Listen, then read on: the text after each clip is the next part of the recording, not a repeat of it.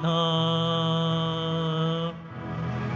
Sa ngalan ng Ama at ng Anak at ng Espiritu Santo, Amen. ang pagpapala ng ating Panginoong Hesukristo, ang pag-ibig ng Diyos Ama, at ang pakikipagkaisa ng Espiritu Santo naway sumainyong lahat. At sumaiyo rin.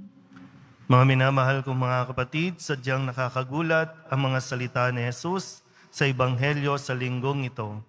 Ako ang pagkaing bumaba mula sa langit. Upang tayo ay maging marapat gumanap sa banal na pagdiriwang, aminin natin at pagsisihan ang ating mga kasalanan. Inaamin ko sa makapangyarihang Diyos at sa inyo mga kapatid, na luba akong nagkasala sa isip, sa salita at sa gawa, at sa aking pagkukulang.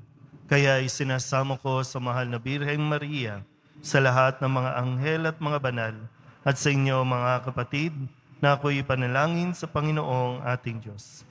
Kawaan tayo ng makapangyarihang Diyos, patawarin tayo sa ating mga kasalanan, at patnubayan tayo sa buhay na walang hanggan. Amen. Panginoon, kaawaan mo kami. Panginoon, kaawaan mo kami. Kristo, kaawaan mo kami. Kristo, kaawaan mo kami. Panginoon, kaawaan mo kami. Panginoon, kaawaan mo kami. Manalangin tayo. Ama naming makapangyarihan, lakas loob ka naming tinatawagan, sa ngalan mo Ama naming banal.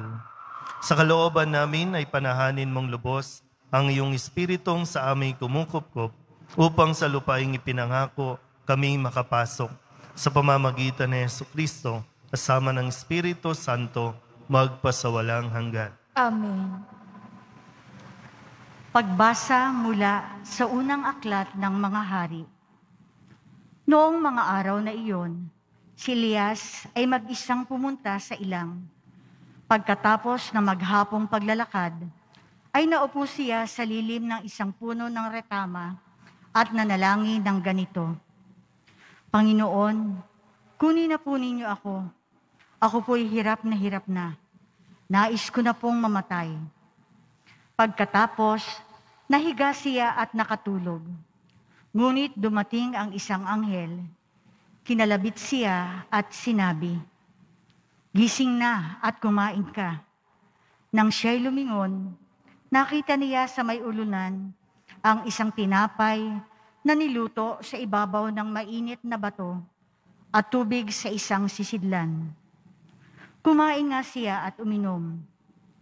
Pagkatapos ay nahiga uli. Ngunit bumalik ang anghel ng Panginoon. Kinalabit siya uli at sinabi, Bumangon ka na at kumain. Napakahaba pa ng lalakarin mo. Kumain nga siya uli at uminom at siya'y lumakas. Sa tulong ng pagkain iyon, naglakbay siyang 40 araw at 40 gabi hanggang sa Horeb, ang bundok ng Diyos. Salamat sa ang salita ng Diyos. Salamat sa Diyos. Magsumikap kayong kamtin ang Panginoong butihin. Magsumikap tayong kamtin ang Panginoong butihin. Panginooy aking laging pupurihin. Pasasalamatan at hindi ako titigil. Aking pupurihin kanyang mga gawa. Kayong naaapi, makinig, matuwa. Magsumikap tayong kamtin ang Panginoong butihin. Ang pagkadakila niya ay ihayag, at ang ngalan niya ay purihin ng lahat. Ang aking dalangi dininig ng Diyos, na wala sa akin ang lahat kong takot. Magsumikap tayong kamtin ang Panginoong butihin. Nagalak ang aping umasa sa Kanya, pagkat di nabigo ang pag-asa nila. Tumatawag sa Diyos ang walang pag-asa, sila'y iniligtas sa hirap at dusa. Magsumikap tayong kamtin ang Panginoong butihin. Anghel yaong bantay sa may takot sa Diyos. Sa mga panganib, sila'y kinukupkop. Ang galing ng puon, hanaping masikap. Yaong nagtiwala sa Kanya'y naligtas, ay maituturing na taong mapalad. Magsumikap tayong kamtin ang Panginoong butihin.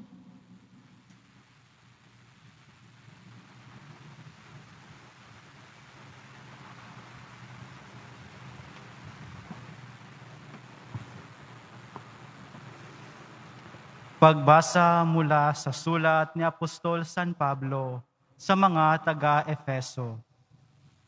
Mga kapatid, huwag na ninyong dulutan ng pighati ang Espiritu Santo, sapagkat ito ang tatak ng Diyos sa inyo, ang katibayan ng inyong katubusan pagdating ng takdang araw.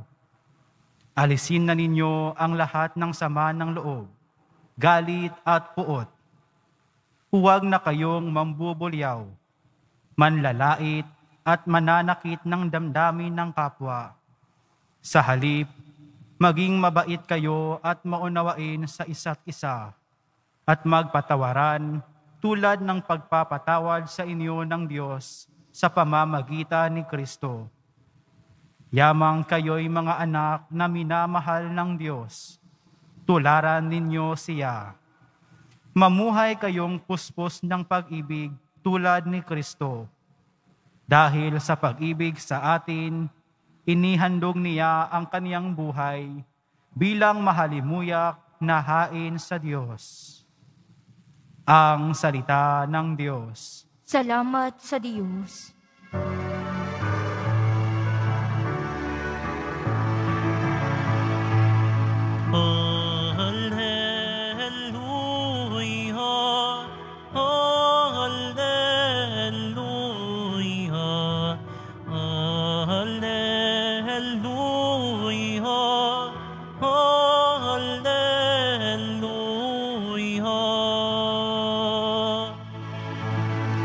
Pagkaing dulot ay buhay. Si Jesus na poong mahal. Buhay natin siya kailanman. Hallelujah, hallelujah, hallelujah, hallelujah.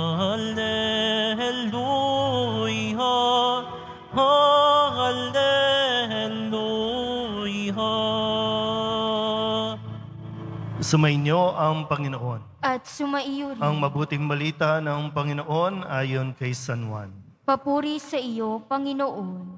Noong panahong iyon, nagbulong-bulungan ng mga Hudyo dahil sa sinabi ni Jesus, "Ako ang pagkaing bumaba mula sa langit." Sinabi nila, "Hindi ba ito si Jesus na anak ni Jose? Kilala natin ang kanyang ama't ina. Paano niya ngayong masasabi, 'Bumaba ako mula sa langit'?" Kaya't sinabi ni Jesus, "Huwag kayong magbulong-bulungan. Walang makalalapit sa akin, malibang dalhin siya ng amang nagsugo sa akin. At ang lalapit sa akin ay muli kong bubuhayin sa huling araw." Nasusulat sa aklat ng mga propeta, at silang lahat ay tuturuan ng Diyos. Ang bawat nakikinig sa Ama at natututo ay lalapit sa akin. Hindi ito nangangahulugang may nakakita na sa Ama.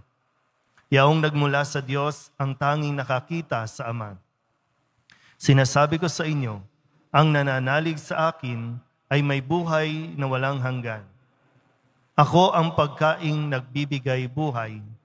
Kumain ng mana ang inyong mga ninuno nang sila'y nasa ilang. Gayunmay, namatay sila. Ngunit ang sinumang kumain ng pagkaing bumaba mula sa langit ay hindi mamamatay. Ako ang pagkaing nagbibigay buhay na bumaba mula sa langit. Mabubuhay magpakailanman ang sinumang kumain nito. At ang pagkaing ibibigay ko sa ikabubuhay ng sanlibutan ay ang aking laman. Ang mabuting balita ng Panginoon. Pinupuri ka namin, Panginoong Hesu Kristo. Isang magandang araw po sa inyong lahat, na siya namang hindi ikinakaila ng ating mga pagbasa ang kahalagahan ng pagkain sa tao. Maging ang Diyos. Alam ng Diyos ang pangangailangan ng tao na kumain. Kaya nga nitong mga nakalipas na linggo, kung babalikan po natin ang ating Ebanghelyo, 3 linggo nakakaraan, nang si Jesus, nang makita niya ang napakaraming tao, higit 5,000 na sumusunod sa Kanya at siya'y nahabag, Hindi niya ito natiis na hindi pakainin, yung literal na pagkain, yung tinapay at isda, yung pagpapakain. Kaya nung sumunod na linggo, maraming tao naghahanap kay Jesus. Sabi ni Jesus, inahanap niyo ako hindi dahil nakakita kayo ng tanda na napakain kayo, kundi dahil sa tinapay. Dahil dun sa mayroon na ibibigay na hindi nyo na kinakailangan magtrabaho kasi pwedeng magicin, pwedeng maghimala, may pagkain na. At hindi pa rin talaga lubusang naintindihan ng mga tao kung ano ang nais na iparating ni Jesus sa kanyang ginawang himala na pagpapakain. Kaya ngayong linggong ito ay inuulit sa atin ni Jesus na siya ang pagkaing bumaba mula sa langit. Ulitin ko po, hindi ikinakaila na mahalaga ang kumain, yung literal na pagkain. Marami nga sa atin, may pagkain, pero nagrereklamo. May pagkain, kaya lang sasabihin natin, puro sardinas, puro noodles na lang, puro isda na lang. So may pagkain. Yung iba, ayaw kainin o ayaw ipakain. So may pagkain. Kaya nga mahalaga itong pagtanggap natin sa sinasabi ni Jesus na siya ang pagkaing bumaba mula sa langit. Ni Jesus na kailangan natin kumain ng pagkaing mula sa langit, pagkaing espiritual. Kasi ito yung magbibigay sa atin ng tamang direksyon, tamang pag-iisip. Pag hindi natin tinanggap si Jesus, maging ang kanyang mga salita, ang kanyang mga turo, manghihina tayo. Maging malakas ang resistensya, malakas ang pangangatawan, lalo tigit ang espiritual natin. Sabi sa unang pagbasa, ito din yung karanasan ng karamihan sa atin ngayon. Sa aklat ng mga hari, si Elias gusto nang mamatay. Nagdarasal siya sa Diyos, kunin mo na ako. Nais ko nang mamatay.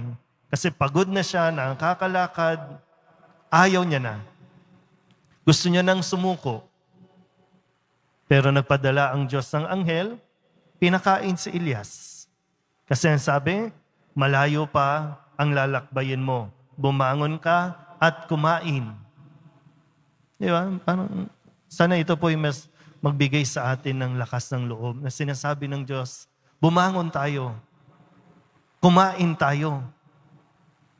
Hindi lang yung pagkain na pang-araw-araw, kundi itong salita ng Diyos, kainin natin, tanggapin natin. Kasi nga, sabi ko na, ito yung magtuturo sa anong kailangan natin gawin. Paano tayo makakasurvive? Paano tayo mabubuhay sa panahong ito? Kung gutom ka, paano ka makakapag-isip? At pag hindi nakakapag-isip ng tama, baka lang lagi tayong nandoon sa material na bagay na akala nating bubusog sa ating pangangailangan. Minsan sabihin nyo naman na, madali lang sabihin yan. No? Pero tayo ang higit na mawawalan. Kapag hindi natin tinanggap si Jesus bilang pagkaing nagbibigay buhay sa atin. Kaya nga sabi sa sulat ni Apostol San Pablo sa mga taga-Efeso, sabi po dito, alisin na ninyo ang lahat ng sama ng loob, galit at puot. Huwag na kayong mambubulyaw, manlalait at mananakit ng damdamin ng kapwa. Sa halip, maging mabait kayo at mawain sa isa't isa. Hindi natin to kakayaning gawin kung wala tayong lakas. Ang lakas na yan nanggagaling sa binibigay ng Poong Jesus Nazareno.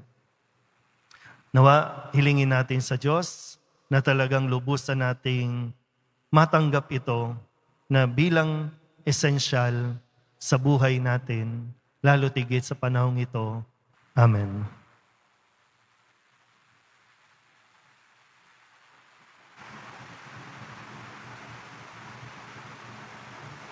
Ipahayag natin ang ating pananampalataya. Sumasampalataya ako sa Diyos amang makapangyarihan sa lahat, na may gawa ng langit at lupa. Sumasampalataya ako kay Jesucristo, ng isang anak ng Diyos, Panginoon nating lahat.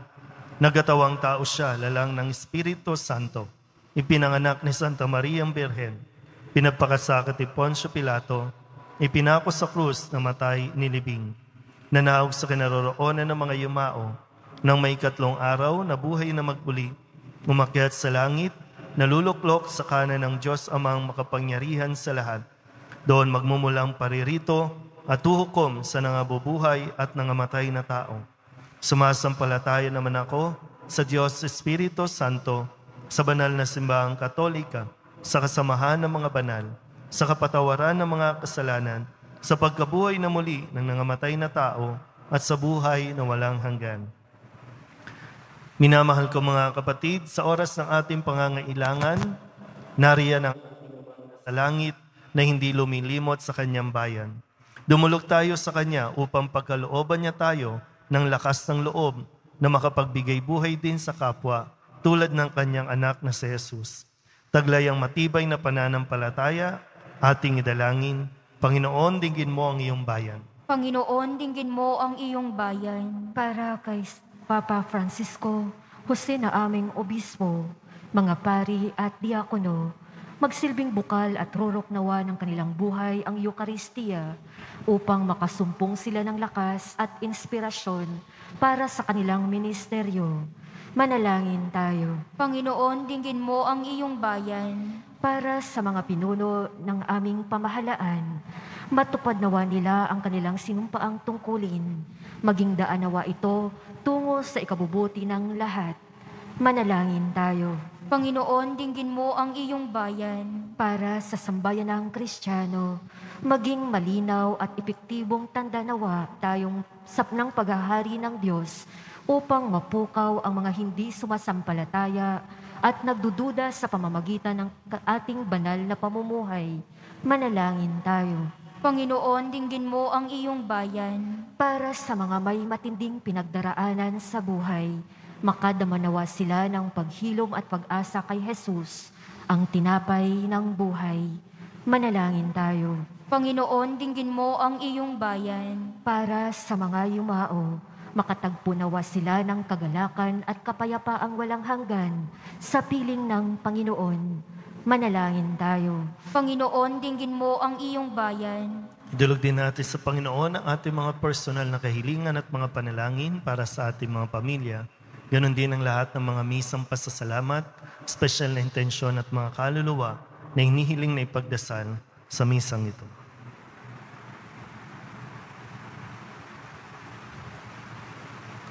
Ang lahat ng ito inihiling namin sa ngalan ni Kristo, ang aming Panginoon. Amen.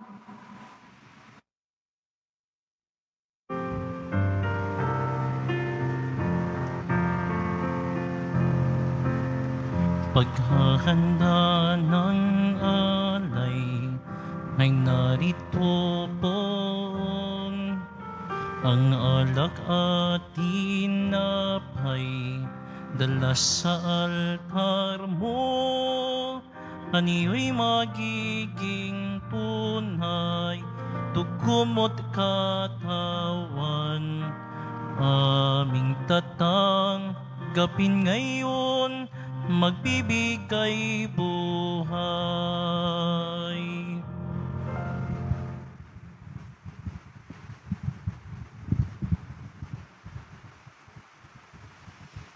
Manalangin kayo mga kapatid upang paghahain natin ay kalugdan ng Diyos sa mga makapangyarihan. Tanggapin nawa ng Panginoon itong paghahain sa iyong mga kamay, sa kapurihan niya at karangalan sa ating kapakinabangan, at sa buong sambayanan niyang banal. Ama naming lumikha, kalugdan mo ang mga alay ng iyong sambayanan, ang ipinagmagandang loob mong ibigay sa amin upang maihain ay siya nawang gumanap ng iyong ginagawa upang kami tubusin. Sa pamamagitan ni Jesucristo kasama ng Espiritu Santo, magpasawalang hanggan. Amen. Sumainyo ang Panginoon. At sumaiyo rin. Itaas sa Diyos ang inyong puso at diwa. Itinaas na namin sa Panginoon. Pasalamatan natin ang Panginoong ating Diyos. Marapat na siya'y pasalamatan. Ama naming makapangyarihan, tunay nga marapat na ikaw ay aming pasalamatan.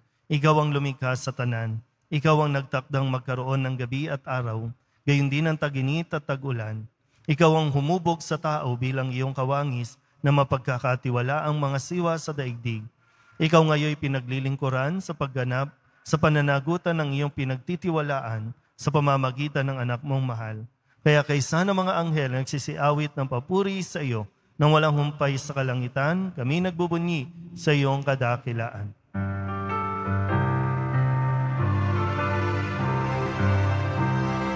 Banhal ka, Poong may kapal, banhal ang iyong pangalan.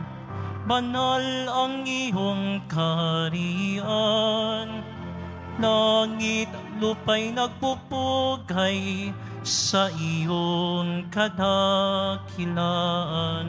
Dinarakilan ng lahat ang naparito mong anak, na siyang nagmulat sa bulag, sa pilay ay nagpalakad at nakiramay sa lahat.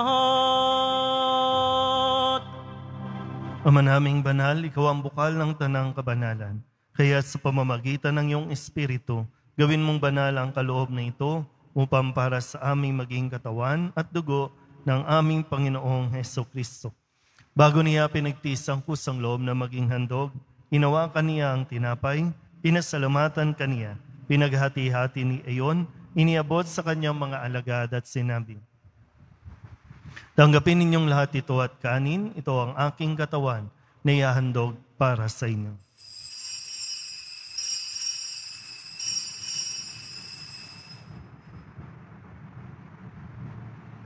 Gayon din naman nang matapos ang hapunan, hinawakan niya ang kalis, muli kaniyang pinasalamatan.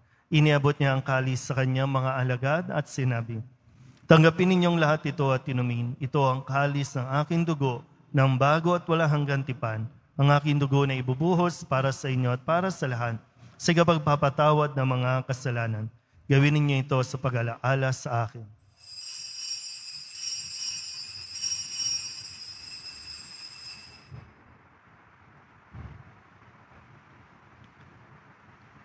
Ipagbunyi natin ang misteryo ng pananampalataya. Si Kristo'y namatay, si Kristo'y nabuhay, si Kristo'y babalik sa wakas ng panahon.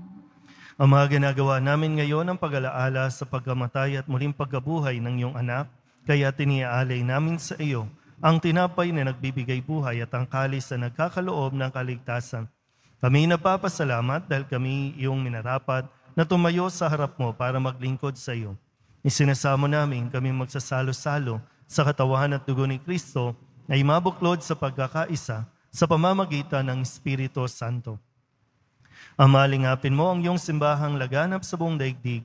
Puspusin mo kami sa pag-ibig kay San Francisco na aming Papa, ni Jose na aming Obispo, at ng Tanang Kaparian.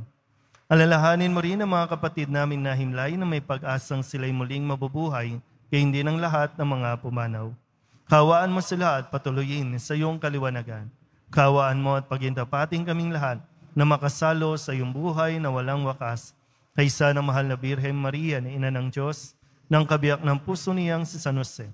Kaysa ng mga apostol at ng lahat ng mga banal na namuhay dito sa daigdig ng kalugod-lugod sa iyo, may pagdiwang nawa namin ang papupuri sa kararangal mo sa pamamagitan ng iyong anak na aming Panginoong Hesukristo.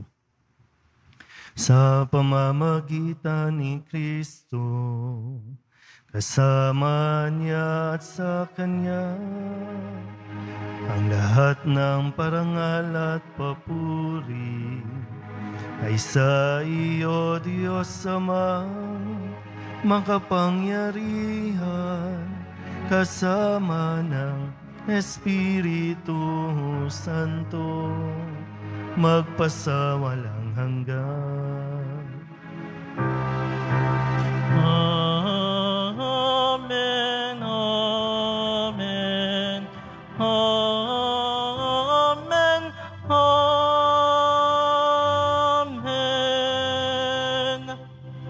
Buong kababaang loob tayong tumawag sa ating Panginoon ng Ama namin. Ama namin, Sumasalangit ka, sambahin ang ngalan mo. Mapasa amin ang kaharian mo. Sundin ang loob mo dito sa lupa para ng sa langit. Bigyan mo kami ngayon ng aming kakanin sa araw-araw at patawarin mo kami sa aming mga sala para ng pagpapatawad namin sa nagkakasala sa amin. At huwag mo kaming ipahintulot sa tukso at iadya mo kami sa lahat ng masama. hinihiling namin kami iadya sa lahat ng masama, pagkalooban ng kapayapaan araw-araw, iligtas sa kasalanan at ilayo sa lahat ng kapahamakan, samantalang aming pinananabikan ang dakilang araw ng pagpapahayag ng tagapagligtas naming si Hesus Kristo. Sapagkat iyo ang kaharian at ang kapangyarihan at ang kapurihan magpakailanman. Amen. Panginoong Hesus Kristo, sinabi mo sa iyong mga apostol, kapayapaan ang iniiwan ko sa inyo, ang aking kapayapaan ang binibigay ko sa inyo. Tunghayan mo ang aming pananampalataya at huwag ang aming mga pagkakasala. Pagkalooban mo kami ng kapayapaan at pagkakaisa ayon sa iyong kalooban, kasama ng Espiritu Santo, magpasawalang hanggan. Amen. Ang kapayapaan ng Panginoon ay laging sumainyo. At sumaiyo rin. Magbigayan po tayo ng kapayapaan sa isa't isa. Kordero ng Diyos na nag-aalis ng mga kasalanan ng sanlibutan, maawa ka sa amin. Kordero ng Diyos na nag-aalis ng mga kasalanan ng sanlibutan, maawa ka sa amin. Kordero ng Diyos na nag-aalis ng mga kasalanan ng sanlibutan, ipagkaloob mo sa amin ang kapayapaan.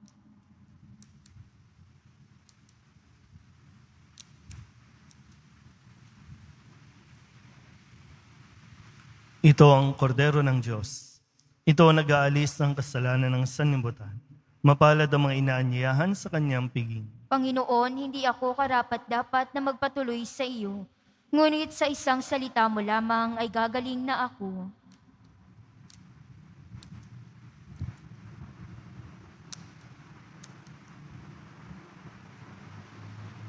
Katawan ni Kristo. Amen.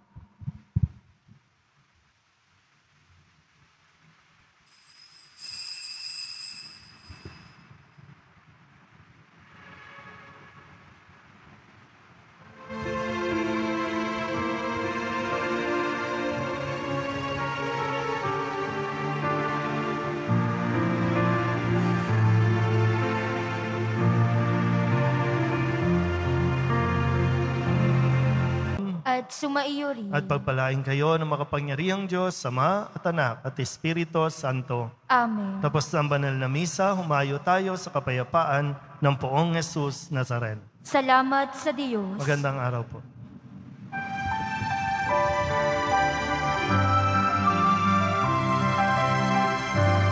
Nuestro Padre Jesus Nazareno, sinasamba ka namin.